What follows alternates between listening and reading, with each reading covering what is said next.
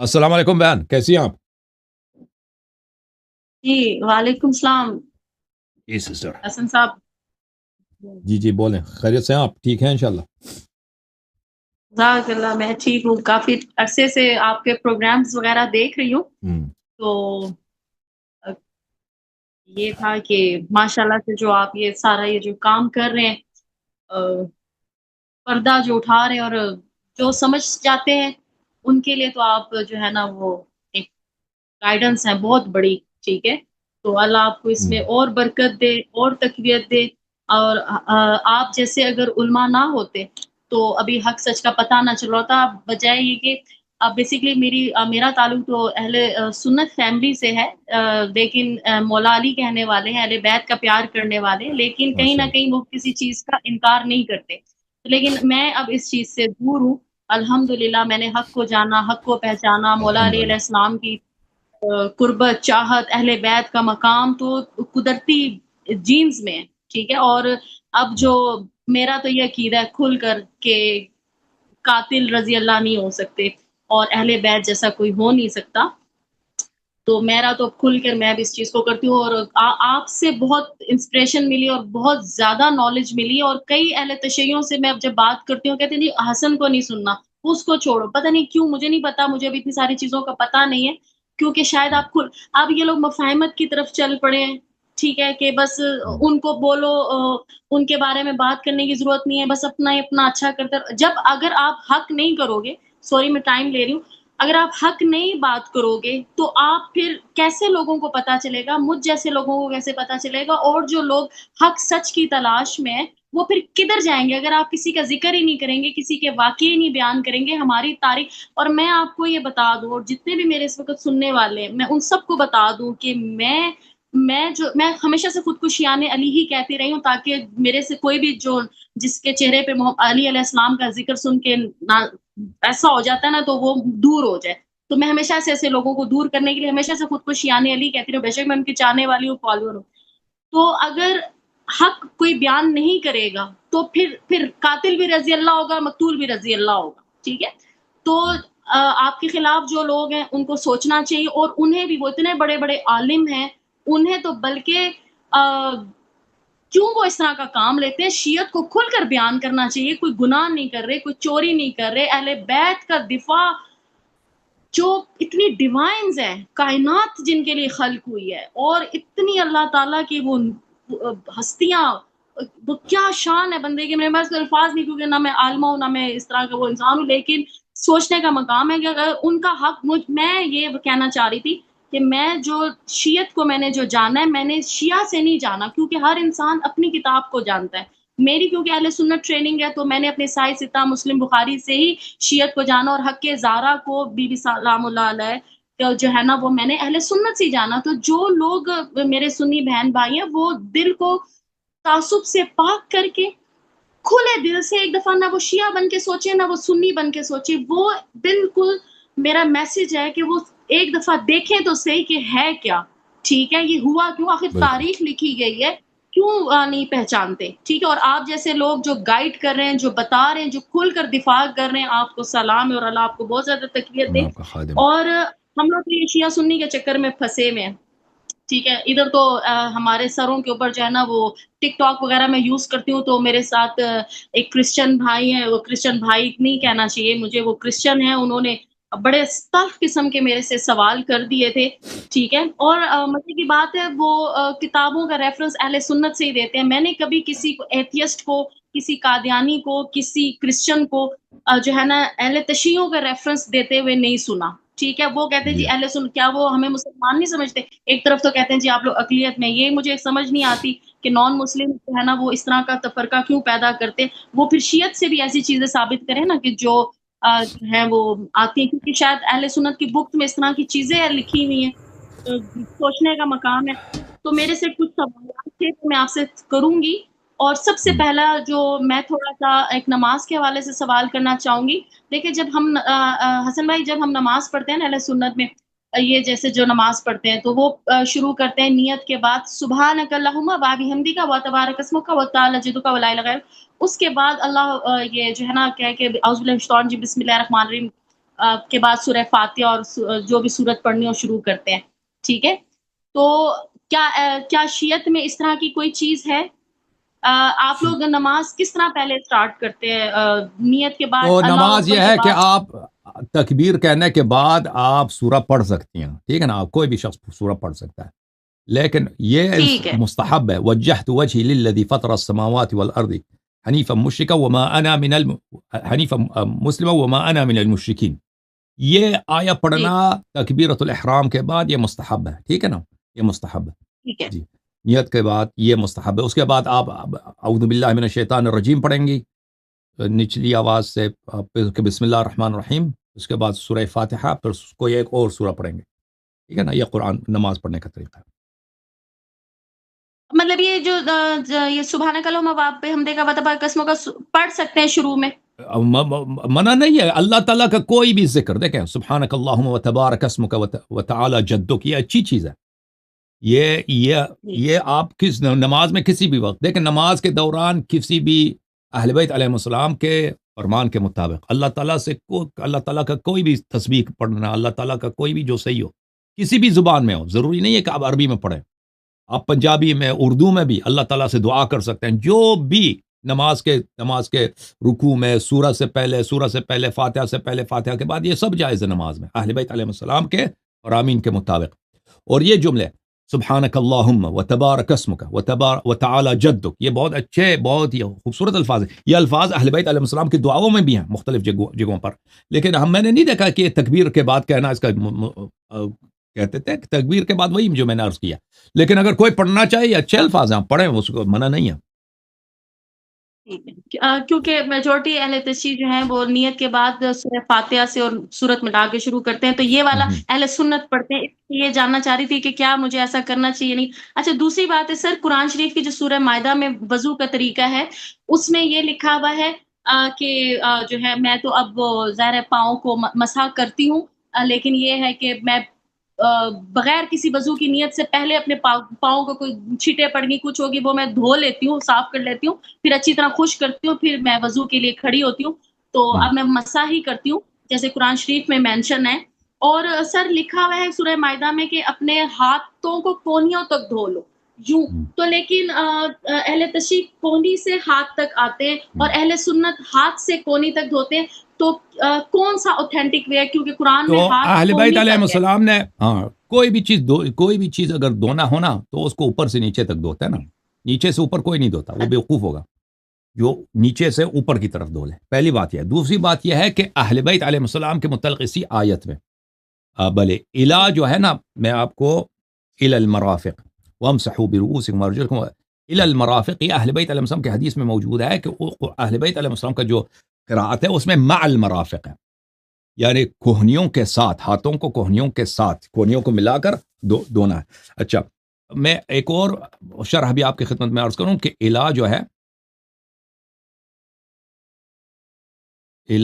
عربی زبان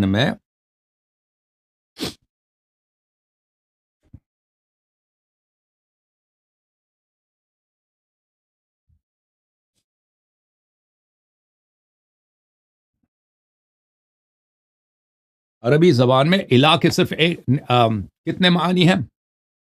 الا کے 8 معنی مغنی میں بتایا ابن ہشام نے. اچھا، میں آپ کو وہ معنی آپ کو دکھا دیتا ہوں. الا کا صرف مطلب یہ نہیں کہ تھک، یعنی منتہی الغایہ، صرف یہ کہ کسی ڈسٹینس کا جو اینڈ ہوتا ہے، صرف وہی معنی. اور بھی معنی ہے، ملاحظہ کریں کتاب مغنی لبیب عن کتب العارب لابن ہشام، چاپ المکتبہ العصریہ. میں آپ کو یہاں پہ صفحہ نمبر 88 میں لے کے چلتا ہوں.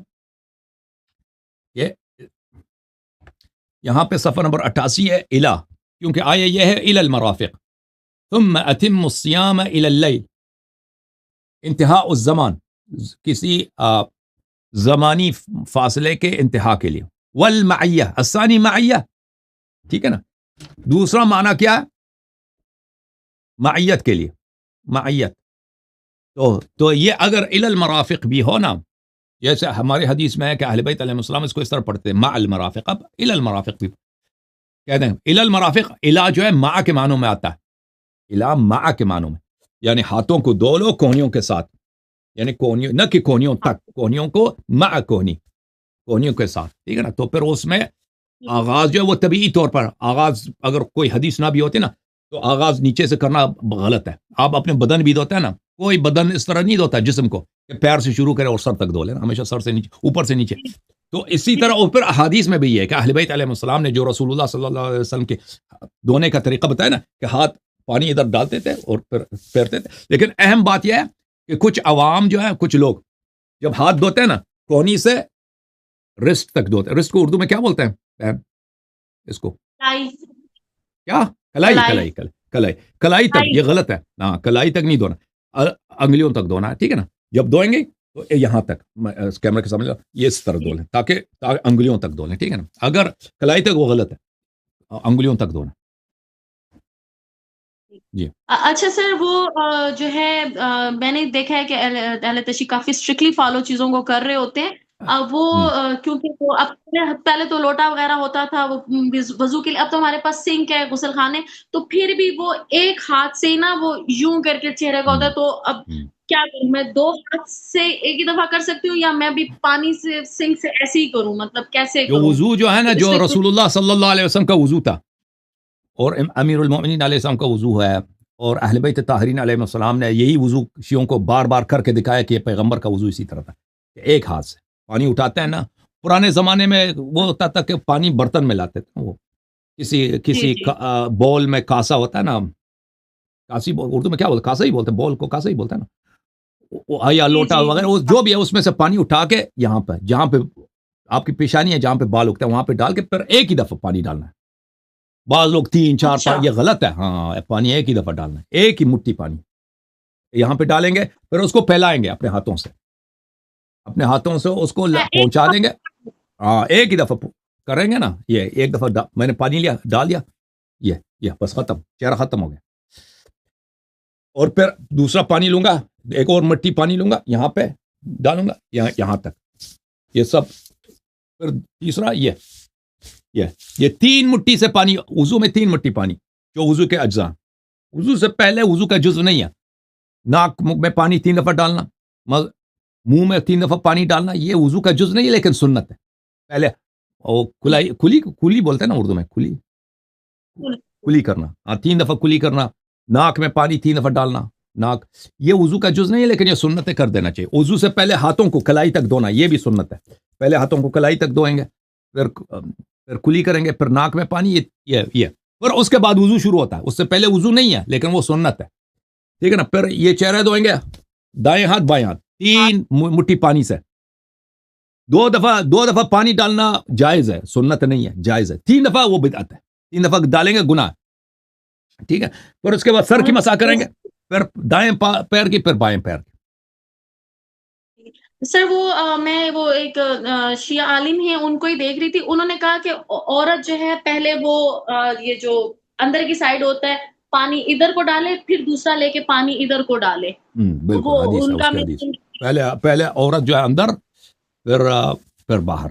جی ہاں بالکل صحیح فرمایا. مطلب صحیح ہے، ایسے ہی کرنا چاہیے. ہاں ٹھیک ہے. اور سر جو مسح کے حوالے سے وہ تھا نا، وہ کونیوں تک کا، اس لیے میں نے سوال کیا تھا کیونکہ قرآن شریف میں پھر نا پاؤں کی انگلیوں سے ٹخنے تک کا مسح ہے، یعنی کہ انگلیوں سے اوپر تک کا. تو starting point to end ending point جو ہے نا یہ ٹخنا ہے. تو اس وجہ سے تھا کہ تک کی اگر بات آ رہی ہے نا تو پھر ہاتھ یہاں سے دھو لینے چاہیے. تو یہ میرا ایک پرسیپشن تھا، کیونکہ مسح ہم پاؤں کی ہم سے ٹخنے تک. الفاظ کے معنی ہر جگہ ایک نہیں ہوتے نا، آپ کو بھی پتا. اردو زبان میں ایک لفظ ہے، اس کے آپ مختلف جملوں میں اس کو مختلف معنی ہوتے ہیں، ٹھیک ہے نا. اسی طرح عربی زبان میں تو یہ بہت ہے کہ ایک حرف ہے، ایک لفظ ہے، لفظ الہ، وہ مختلف اس کے معنی ہوتے ہیں مختلف جگہوں پر. تو اس طرح، اس لیے کیونکہ سنت میں یہی ہے کہ اس طرح دھویا جائے نا. تو اور وہ الہ کا مطلب معیت بھی ہے، الہ کا مطلب انتہائی فاصلہ بھی ہے. تو جو ہے عرض یہی ہے کہ یہاں پر جب دھویا جاتا ہے تو الہ یہاں پر مرافق کے لیے معیت کے معنوں میں آتا ہے، مع المرفقین. اچھا سر، ایک بہت اہم سوال ٹخنا کس کو بولتے ہیں اردو میں؟ ٹخنا، سوری دیکھیں پیر جو ہوتا ہے نا، میں آپ کو ٹخنا، میں آپ کو بتاتا ہوں. एंकलेट वो जिस पाजेब एंकलेट नहीं, वो अंकल वो गलत है, वो टखना नहीं है। काबाइन टखने को नहीं बोलते। मैं काबाइन आपको बताता हूँ काबाइन किसको बोलते हैं। मैं आपको तस्वीर दिखा देता हूँ, एक मिनट। देखें, काबाइन इसको बोलते हैं। ये शिया मौलवी भी इसमें गलती करता है ना। ये देखें, अच्छा ये पैर है, ये पैर है, ये जो है ना, ये जी टखना ये नहीं है, टखना ये मुझे नहीं अच्छा मालूम टखना क्या है उर्दू में काबाइन। मसा यहाँ तक करना है, मसा यहाँ तक नहीं करना, यहाँ से शुरू करेंगे यहाँ तक, ठीक है ना। ये अच्छा काबाइन, ये काबा काब, ये काब, ये ओके, काबाइन ये। हाँ। अच्छा मतलब हम तो थोड़ा ऊपर तक लेकर जाते हैं वो नहीं टखने नहीं, तक का वो वो नहीं है, वो क्योंकि जरूरी नहीं है। हाँ, वो जरूरी नहीं, वो नहीं है। हाँ, ठीक हम्म, है। और अच्छा दूसरी एक बड़ा अहम सवाल सजदागाह के हवाले से जो रखते हैं वो मट्टी की टिक्की रखी जाती है, ज़्यादातर कहा जाता है करबला की है, वो चले एक अलग बात है। लेकिन जो मोहम्मद सल्लल्लाहु अलैहि वसल्लम के दौर में तो उस वक़्त करबला नहीं हुई थी और हम्म, आका दो जहाँ सलातो व सलाम जो है वो मट्टी पे भी नमाज़ पढ़ते थे, खजूर की छाल पे भी नमाज़ पढ़ते थे, मतलब उस वक़्त वो नहीं रखते थे। क्योंकि हम्म, सुन्नत है सजदा माथा जो है ना मट्टी अफ़ज़ल है सजदे के लिए, ठीक है? अब ये सवाल है कि अभी जो है ना मैं तो ओपनली जो है मैं सच्ची बताऊँ, मैं तो डायरेक्ट फर्श पे नमाज़ पढ़ती हूँ, ठीक है? मेरे पास अभी खजूर वाली नमाज़ चटाई नहीं है सुन्नत के मुताबिक तो मैं अभी तक सजदागाह मैंने नहीं सामने रखा, मैं क्यों झूठ बोलूँ? मैं क्योंकि डायरेक्ट फर्श पे पढ़ लेती हूँ, तो मैं उस वक़्त फिर सजदागाह नहीं रखती क्योंकि मोहम्मद सल्लल्लाहु अलैहि वसल्लम के दौर में तो सजदा नहीं था, वो मतलब टिक्की नहीं रखी जाती थी, तो उस हवाले से आप थोड़ा-सा सुनने वालों को और मुझे भी गाइड कर दीजिए कि देखिए, इसका क्या रसूल है? सल्लल्लाहु अलैहि वसल्लम की जो हदीस है बुखारी में, जुअल अर्दो जुअल अर्दो मस्जिदन व तहूरा, अल्लाह ताला ने ज़मीन को मेरे लिए महल सुजूद बनाया, ठीक है ना। ज़मीन क्या, किस जी, चीज़ का नाम है? ज़मीन पत्थर का नाम है, ज़मीन मट्टी का नाम है, ज़मीन रेती का नाम है। जी। और मुख्तलिफ अहादीस में मौजूद है। एक मुस्तदरक हाकिम में कि एक नौजवान नमाज पढ़ रहा था, रसूल सल्लल्लाहु अलैहि वसल्लम का खादिम था। तो वो जब उस सजदा करता था तो वो फूंकता था, उस ज़मीन को साफ करता था, मिट्टी हटाता था। तो रसूलुल्लाह सल्लल्लाहु अलैहि वसल्लम ने उसको फरमाया कि अफ़िर वजह का या अफ़लह, या गुलाम, तू अपने चेहरे को मट्टी पे लगा दे, ये मट्टी से दूरी ना कर। अहले बैत ताहरीन अलैहिस्सलाम के मज़हब में जो भी चीज़ ज़मीन की हो, पत्थर हो, रेती हो, या कंकर हो, या मिट्टी हो, आप उस पे सजदा कर सकती हैं। इसी तरह आप जो चीज़ उगता है ज़मीन से, जो प्लांट्स उगते हैं ना, लकड़ है, पत्ते हैं, आप उस पे सजदा कर सकते हैं, मगर ये कि वो खाने का चीज़ ना हो। अगर वो ऐसी चीज़ है जो खाने की, मसलन ऐसा पालक है, पालक के पत्ते पे आप सजदा नहीं कर सकते, वो खाने की चीज़ है, ठीक है ना? जो ज़मीन से उगता हो लेकिन वो खाने की ना हो, वो आप। इसी एडिबल तरह नहीं, ठीक। आप जो है कागज़ पे कर सकते हैं, ये भी हदीस है, कागज़ पे आप सजदा कर सकते हैं। इसी तरह आप जो है अ, उन चीज़ों पर जो जो कपड़े की चीज़ें हैं, उस पे सजदा नहीं कर सकते। और इसी तरह खाने की चीज़ों पे सजदा नहीं कर सकते। कोई रोटी लगा के उस पे सजदा करना, ये नहीं कर सकते। कपड़ा जो है, वो मतलब वो जो फर्श होता है ना, कालीन वगैरह घर में होता है, उस पे सजदा नहीं कर सकते, क्योंकि वो उसकी जो मटेरियल है वो कपड़े वाली मटेरियल है। इसी तरह आप सजदा नहीं कर सकते किस चीज़ पर, कोई चीज़ जो मादन हो, मिनरल हो, सोना, चांदी या कीमती पत्थर, अक अकीक, जवाहरात, इन पे सजदा नहीं कर सकते। इन चीज़ों पे बाकी हर चीज़ पे सजदा कर सकते हैं, ठीक है ना? तो इसलिए आप जब सजदा करती हैं, अगर फ़र्श पे सजदा करती हैं, फ़र्श किस चीज़ का? अगर फ़र्श जो है फ़र्श जो है चटाई है, वो सही है। अगर फ़र्श चटाई नहीं है, कालीन है, फ़र्ज़ करें वो पॉलिएस्टर का बना है या वूल का बना है, ऊन का बना हुआ है, तो वो गलत है, वो सजदा बातिल है। तो फिर कागज़ वगैरह लगा सकते, कोई ज़रूरी नहीं है सजदगाह लगा दें, ये सजदगाह अफ़ज़ल है, ख़ाक करबला अफ़ज़ल है। सबसे बेहतरीन जो है ख़ाक है, मट्टी पे सजदा करना चाहिए ना, मट्टी पे सजदा करे इंसान। लेकिन अगर कोई नहीं है, सही है। मट्टी नहीं है, कागज़ पे सजदा करें, लकड़ी लगा दें, सजदा करें, चटाई पे सजदा करें, लेकिन फ़र्श पे सजदा ना करें। लेकिन सबसे बेहतरीन वही है कि ख़ाक करबला पे आप सजदा करें। जी। सही जज़ाक।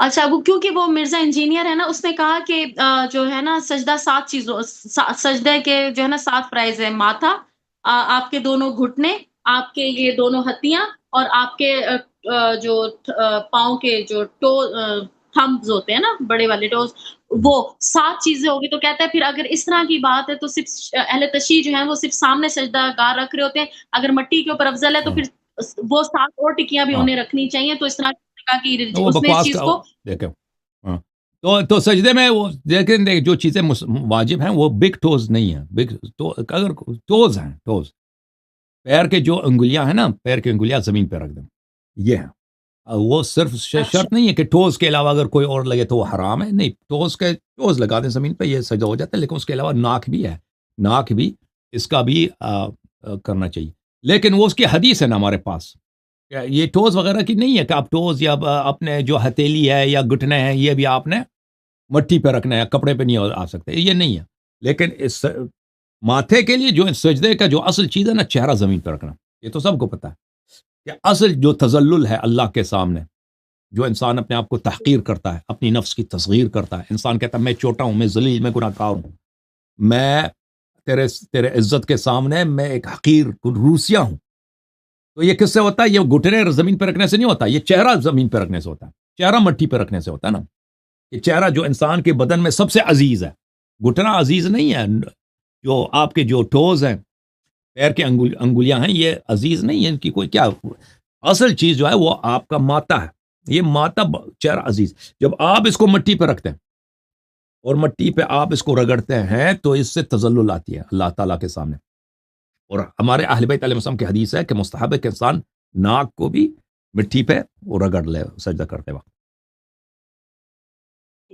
یہ تو ہو گیا۔ اچھا سر، ابھی کچھ جو ہے نا وہ کرسچن لوگوں کی طرف سے بڑے سخت سوالات کیے گئے تھے، یہ تو میں نے اپنی کنفیوژن آپ سے تھوڑا سا علم لینا چاہا۔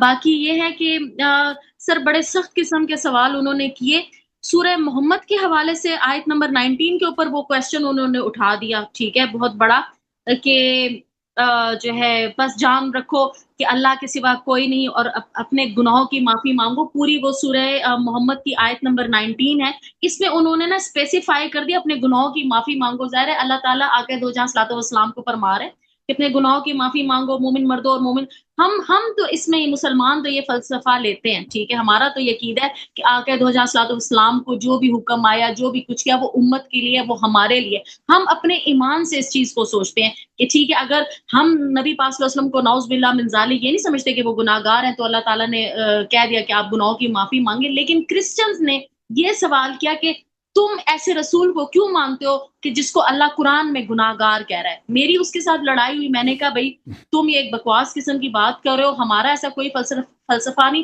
اگر محمد صلی اللہ علیہ وسلم یہ عمل نہ کرتے تو آج ہمیں استغفار کی تلقین کون کر رہا ہوتا؟ تو جو ہمیں تو یہ فلسفہ، لیکن چونکہ کافر ہے وہ یہ چیز ایکسیپٹ نہیں کرتے، تو اس بارے میں آپ کیا کہیں گے؟ پھر انہوں نے سورہ احزاب کی آیت نمبر 37 جو ہے جس میں وہ پورا واقعہ ہے کہ آیت نمبر 37 اگر آپ دیکھیں سورہ احزاب کی، کہ وہ جو نکاح والا معاملہ تھا، اور پھر جس میں مفہوم میں پڑھ رہی ہوں کہ محمد صلی اللہ علیہ وسلم کو اللہ تعالیٰ نے کہا کہ تم لوگوں سے ڈرتے ہو، حالانکہ مجھ سے تمہیں ڈرنے کا حق رکھنا چاہیے، وہ آپ دیکھیے گا، آپ دیکھیے بھی، تو اس میں انہوں نے دوسرا سوال اٹھا دیا کہ ڈر تو شرک ہوتا ہے، تو تم ایسے رسول کو نعوذ باللہ من ذالک ثم نعوذ باللہ میں 10 دفعہ وہ کرتی ہوں، انہوں نے یہ سوال کیا کہ تم ایسے پیغمبر کو کیوں مانتے ہو، ٹھیک ہے، جو ڈرتا ہے اور جو نعوذ باللہ من ذالک شرک کرتا ہے، نعوذ باللہ، ٹھیک ہے، اور پھر تیسرا انہوں نے سورہ تحریم کو لیا، ٹھیک ہے، وہ چلیں حلال اور ابھی میں حرام والا ہے، جواب وہ دیتا ہوں آپ کا، چلیں آپ بولیں، سورہ تحریم کا بھی بولیں، اچھا سوری سر، بولیں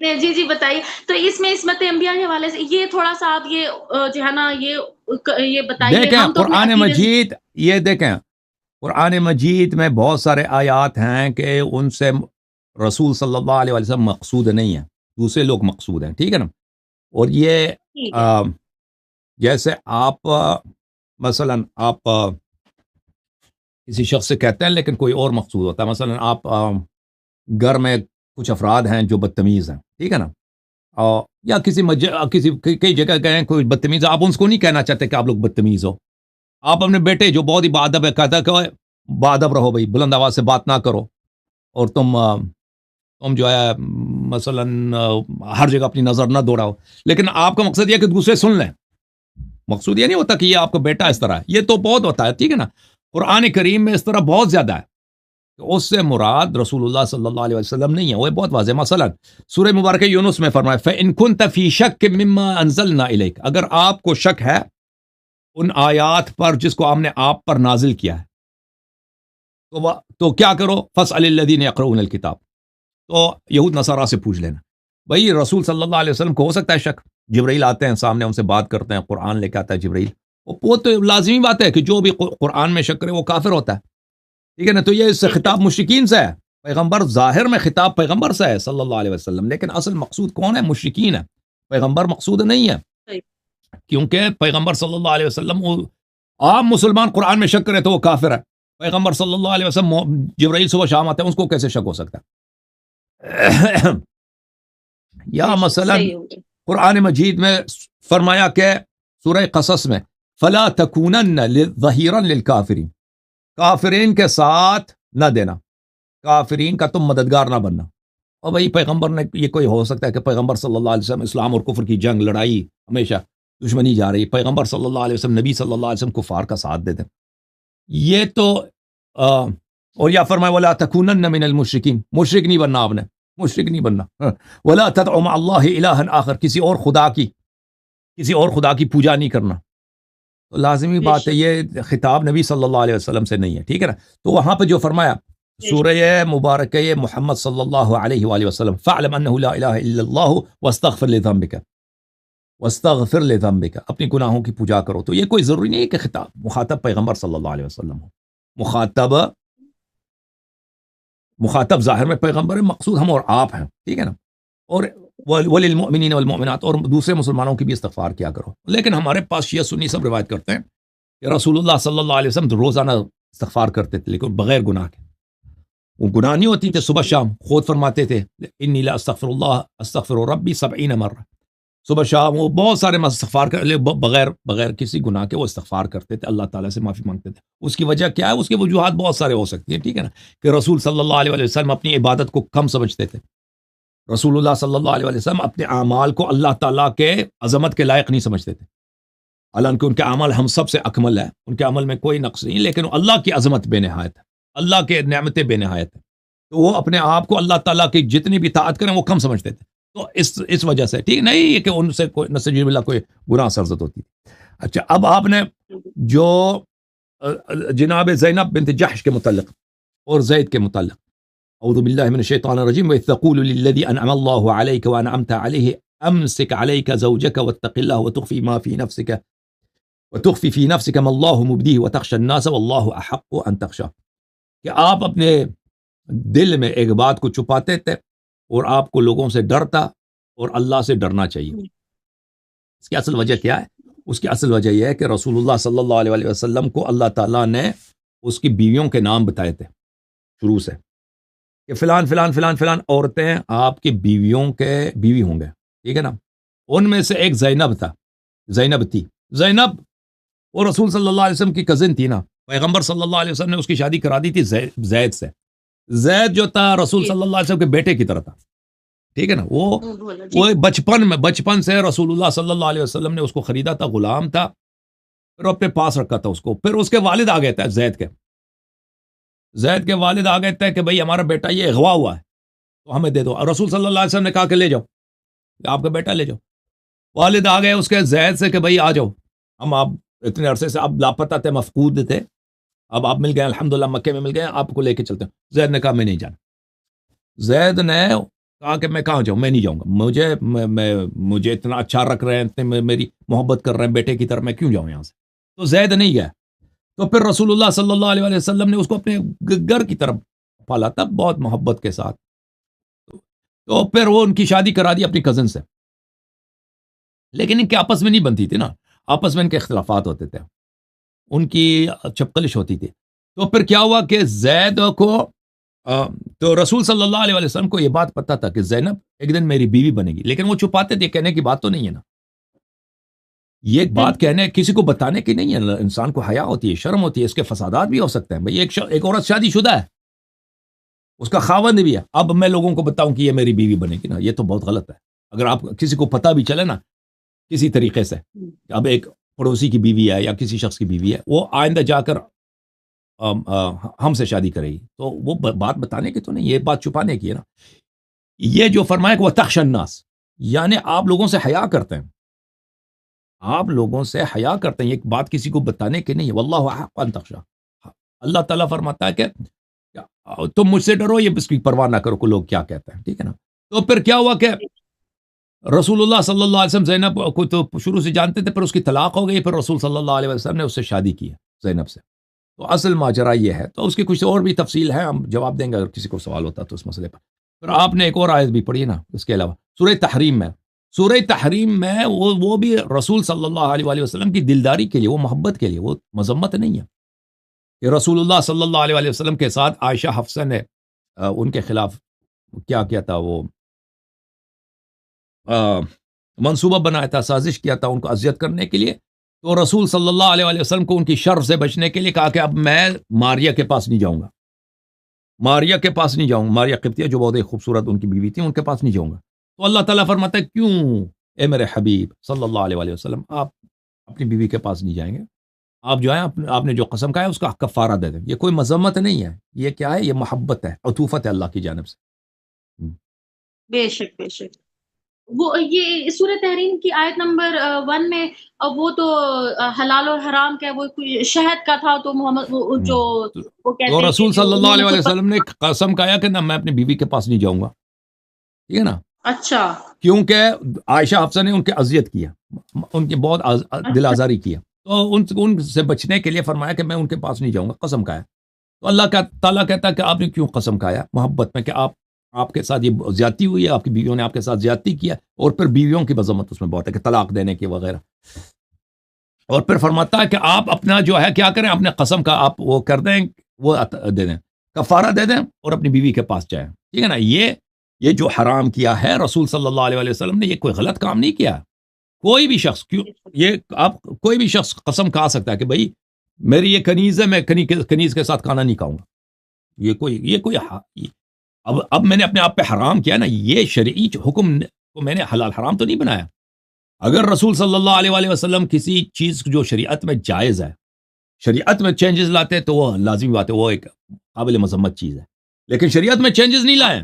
بھائی فرض کریں میرے گھر میں 10 کمرے ہیں، میری بیوی فرض کریں یا میرے کوئی رشتہ دار مجھے اذیت کر رہا ہے، کہ تم اس کے شر سے بچنے کے لیے کہو، میں کہتا ہوں کہ میں اس کمرے میں کبھی نہیں جاؤں گا. بھائی ٹھیک ہے نا. یہ میں نے شریعت میں چینجز نہیں کیا ہے، میں نے خود قسم کہا کہ اس کمرے میں نہیں جاؤں گا. اس کی وجہ کیا ہے؟ اس کی وجہ کیا ہے؟ کسی کی شرارت سے بچنے کے لیے، کیونکہ گھر میں لڑائی ہوتی ہے، جھگڑا ہوتا ہے، مجھے اذیت کرتے ہیں، تو میں کہتا ہوں کہ بھائی میں اس کمرے میں نہیں جاؤں گا، یا میں فلان دکان سے سودا نہیں خریدوں گا، میں فلان یہ کوئی میں نے شریعت میں چینجز نہیں لایا. میں کہتا ہوں کہ یہاں پہ میں جب بھی اس دکان سے خریدتا ہوں، سامان خریدتا ہوں، تو دکاندار مجھے گالی دیتا ہے یا میرے پیسے مجھ سے زیادہ لیتا ہے. ٹھیک ہے نا. تو میں قسم کا میں اس دکان میں نے ابھی سودا نہیں لینا. ٹھیک ہے نا. تو یہ قسم اس طرح نہیں کہ میں نے حلال کو حرام بنایا، شرعی حکم چینج کیا، یہ جائز ہے انسان کے لیے. تو رسول اللہ صلی اللہ علیہ وسلم کو ایک گھر میں ان کی 2 بیویاں عائشہ حفصہ، ان کے ساتھ جھگڑا ہو، لڑائی، منصوبے بنانا کہ تو ماریہ کے پاس نہ جا. ماریہ قبطیہ رضی اللہ عنہا کے پاس جاتے ہیں، نہیں بجانا بند کرنا. ٹھیک ہے نا. تو ان کے شر سے بچنے کے لیے رسول صلی اللہ علیہ وسلم کہتے ہیں اب میں اس کے پاس نہیں جاؤں. ٹھیک ہے نا. نہیں جاؤں. یہ نہیں کہ انہوں نے شریعت میں چینجز لائے، تو انہوں نے اپنے حق درگزر کیے. جیسا میرا حق ہے کہ میرے گھر میں 10 کمرے ہیں، میں جس کمرے میں مرضی جاؤں.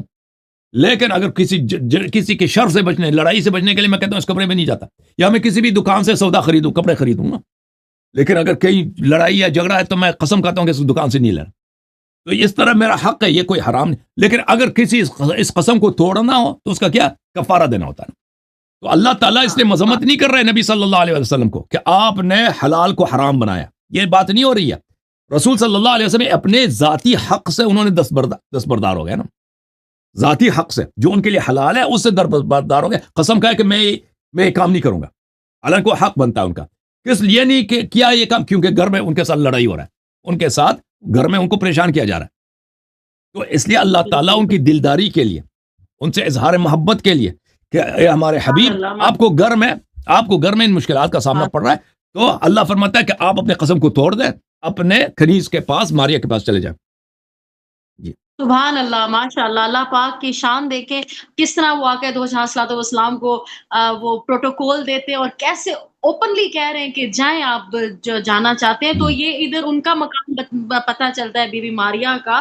سبحان جی اللہ ماشاء اللہ. یہ میرے سوال جو ہیں یہ وہ جو نان مسلم سنتے ہیں وہ اچھی طرح یہ سمجھ لیں، اور یہ کتنا ایک نیچرل مذہب ہے، کتنی نیچرل ہمارا اسلام ہے. لوگوں کو سوچنا چاہیے، سمجھنا چاہیے، کھلے دل سے چیزوں کو دیکھنا چاہیے. یہ میرے سوال میری ذات کے لیے نہیں، یہ ان لوگوں کے لیے جو فضول بات کرتے ہیں. اور پھر عصمت انبیاء کے حوالے سے بھی میں آپ سے پوچھوں گی کہ جیسے یونس علیہ السلام کا واقعہ ہے، اور بھی چیزیں سوری خطا یا گناہ کے حوالے سے ہمیں انبیاء کرام کے متعلق کیا عقیدہ رکھنا چاہیے. اور پھر ایک سنن ابی داؤد کی 4449 ایک اپنا کیا نام ہے حدیث ہے، اس حوالے سے میں آپ سے ضرور سوال کرنا چاہوں گی سر، کہ وہ تھا کہ یہودی دور تھے اور وہ محمد صلی اللہ علیہ وسلم کے پاس آئے. یہ سنن میں لکھا ہوا ہے. تو محمد صلی اللہ کیا علیہ وسلم نے نمبر ہے؟ فرمایا کہ 4400 تم تو کیا؟ 4449 ہے. اوکے سنن ابی داؤد کی حدیث ہے. اوکے ٹھیک ہے، تو میں ہاں لاؤ تم رات میں سے میں فیصلہ کر دیتا ہوں، میں بالکل مختصر کر کے پڑھ رہی ہوں، فیصلہ کر دیتا ہوں. تو انہوں نے یہ سوال کیا، اور میرا بھی یہ سوال ہے کہ کیا شیعہ مذہب میں بھی اس طرح کی کوئی روایت موجود ہے، اور اگر ہے تو نان مسلمز کا یہ کافروں کا یہ سوال تھا کہ جب تورات سے ہی نبی پاک نے فیصلہ دینا تھا، ٹھیک ہے، تو پھر اپنی شریعت کیوں کنٹینیو کی؟ جب فیصلے ہی تمہارے رسول جو ہے ہماری شریعت سے دے رہے ہیں، تو اسی کو کنٹینیو کیوں نہیں کیا گیا؟ ٹھیک ہے، تورا سے کیوں نہیں کنٹینیو کیا گیا؟ وہ شریعت پچھلی کیوں؟ تو یہ آپ تو ذرا یہ یہودیوں کا چیک آپس میں کیجیے گا. جھگڑا ہوا تھا نا، ایک دوسرے کی بات کو نہیں مان رہے تھے نا. یہودی جو تھے ایک دوسرے کے ساتھ، ان کے پاس جھگڑا ہوا تھا، کوئی زنا کا کوئی کیس تھا ان کے ہاں، ان کا آپس میں نزاع آ رہا تھا، اپنے آپس کی جو ان کے علماء تھے ان کی بات کو نہیں مان رہے تھے. تو وہ نبی صلی اللہ علیہ وسلم کے پاس آ گئے، تو رسول صلی اللہ علیہ وآلہ وسلم نے وضع التوراة عليها ثم قال آمنت بك وبمن أنزلك ثم قال ائتوني بأعلمكم فأتي بفتى شاب ثم ذكر قصة الرجم. تو رسول صلی اللہ علیہ وسلم نے کہا کہ مجھے تورات پہ ایمان ہے، اور جس اللہ نے تورات کو نازل کیا. تو یہ تو بالکل ہمارا عقیدہ ہے کہ ہمیں تورات پہ ایمان ہے، ہمیں صرف قرآن پہ ایمان نہیں ہے. بھائی جو بھی مسلمان کہہ دے کہ تورات کو نہ مانے وہ کافر ہے، انجیل کو نہ مانے کافر ہے. ہم تورات کو مانتے ہیں، انجیل کو مانتے ہیں، لیکن ابھی جو ہے ابھی موجودہ جو تورات انجیل ہے اس میں چینجز بہت زیادہ ہے. رسول اللہ صلی اللہ علیہ وسلم کے زمانے میں، اس زمانے میں چینجز کم تھے، بلکہ اس زمانے میں چینجز شاید نہیں تھے. اس کی وجہ کیا تھی؟ اس کی وجہ یہ تھی کہ ابھی رسول صلی اللہ علیہ وسلم تشریف لائے نا، ان کے زمانے میں جو تورات تھے اس میں لکھے تھے سب پیغمبر صلی اللہ علیہ وسلم کی نشانیاں لکھی تھیں، امیر المومنین اہل بیت علیہ السلام کی نشانیاں لکھی تھیں. وہ کیا ایسا پیغمبر آئے گا، اس کا اہل بیت ایسا ہوگا، اس کے اہل بیت کے غاصبین اس طرح ہوں گے. تو اس کے بعد علماء نے اس کو ہٹا دیا، یہودیوں نے اس کو ہٹا دیا اور عیسائیوں نے ہٹا دیا. تو وہ تورات تو صحیح ہے، اس پہ ایمان تھا، پیغمبر ہمارا بھی ایمان ہے، وہ جو اصلی تورات ہے، ٹھیک ہے نا. تو یہ تو ایمان رسول صلی اللہ علیہ وسلم نے اب یہودیوں کے لیے، یہودیوں کے اپنی شریعت سے، کیونکہ وہ مسلمان تو تھے نہیں نا، اسی کتاب کو مان رہے تھے، ان کے اپنے شریعت سے حکم دیا ہے. یہ اس طرح نہیں ہے کہ مسلمانوں کے لیے تورات کا حکم دیا ہے، مسلمانوں کے لیے تورات کا حکم تو نہیں دیا نا. وہ ان کا آپس میں جھگڑا تھا بھائی، ان کا قتل قتال پتہ نہیں کیا فساد ہوتے ہیں. رسول صلی اللہ علیہ وسلم کہا کہ انہوں نے خود آیا کہ بھئی آپ ہمارے درمیان فیصلہ کریں. تو رسول اللہ صلی اللہ علیہ وسلم یہ تو نہیں کہتا ان سے کہ بھئی میری شریعت کو تم قبول کو تم مانتے نہیں تھے اپنے پیغمبر کی شریعت کو. تو ان کے اپنے کتاب سے ان کو فیصلہ سنایا کہ تمہاری کتاب میں اس کا حکم رجم بنتا ہے، ٹھیک ہے. اس کے اپنے بڑے عالم کو بھی انہوں نے بلایا، تو انہوں نے بھی مان لیا کہ بھئی یہ حکم صحیح ہے. یہ ایک مصالحہ تھا. یہ کیا تھا کہ ان کے درمیان جو فساد کا جو کنڈیشن ہے، جھگڑے کا جو کنڈیشن ہے، ان کے درمیان مصالحہ کیا جائے کہ بھئی تمہارے اپنی کتاب میں یہ لکھا ہے تم یہ کرو. اس کا مطلب یہ نہیں ہے کہ ان کی اپنی شریعت غلط ہے. تھینک یو سسٹر، اللہ آپ کو جزائے خیر دے. پھر اب سوالات جو ہے مزید انشاءاللہ. جی سسٹر صحیح ہے، کبھی اور صحیح. Okay okay, thank you. جی سر، بہت شکریہ آپ کا، بہت مہربانی، بہت مہربانی. سسٹر کا بڑا شکریہ، آپ سب کا بڑا شکریہ. اوکے.